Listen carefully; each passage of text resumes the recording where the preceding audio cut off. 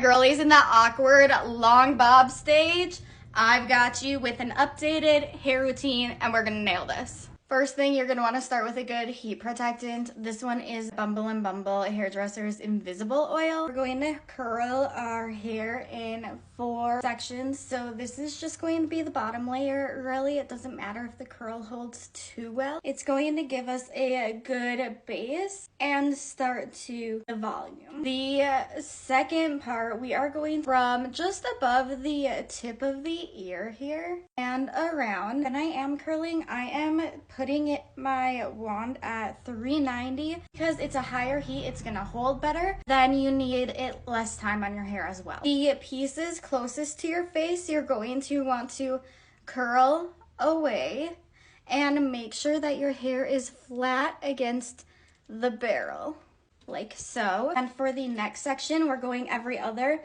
So then you take the barrel and you wrap towards your face. And this helps split up the curls so it doesn't turn into one big clump.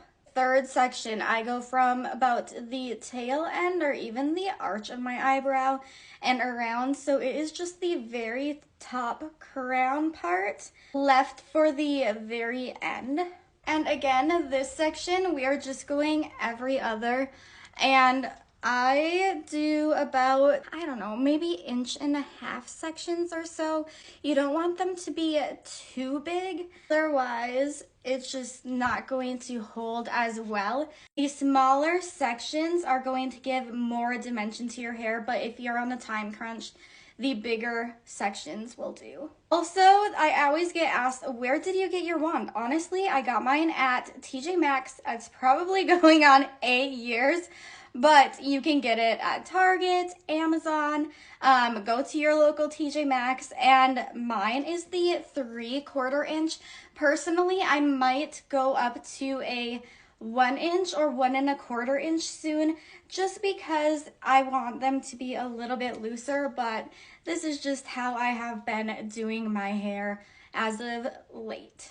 If you're not wanting to add yet another tool into your getting ready area, just use your curling iron that you already have and wrap around that. That is how I learned when I started this. Personally, the reason why I still do this is because I haven't yet learned how to use a curling iron, and this just works. Once we get to our top section here, we're going to curl all of the pieces away from the face just because there's enough dimension already for the base layer. The pieces we're going to pay the most attention to are these front pieces right next to our face. I do a little bit bigger of a chunk than normal, but I don't want it to be super spirally. Go about halfway down my hair and then I wrap it around like so, and then I just tug on it a little bit so that way it's a little bit looser. Another question that I get quite a lot is, how do you do the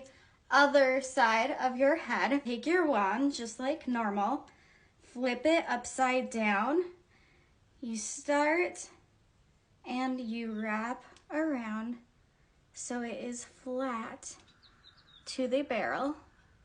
The birds are right next to my door there, if you can hear them. And then the last chunk, again, closest to my face, just like your brows, these front pieces are meant to be sisters and not twins. For some reason, they're never quite exactly the same, but it works. I'm going to let them cool for about 5 minutes and then we'll be right back. One of the most important parts, we're not going to brush through our hair. We're going to gently finger through the curls and shake it out like so, starting at the very bottom. Then we'll get to the top and kind of just piece through them to give the roots a little bit of oomph. I have this Living Proof dry volume and texture spray, and I'm going to go right up by my roots here where there's just less hair, and we're just going to lift and spray. This stuff is so good if you have thin and fine hair like I do that is naturally super straight. Also going to take a section by my ear here and do the same to the other side. I let that sit and get tacky. Just do it right at your roots so that way it doesn't make your hair super gritty or dirty feeling. And we're just gonna rub it in, and it's going to help give that extra grit at the root for more volume.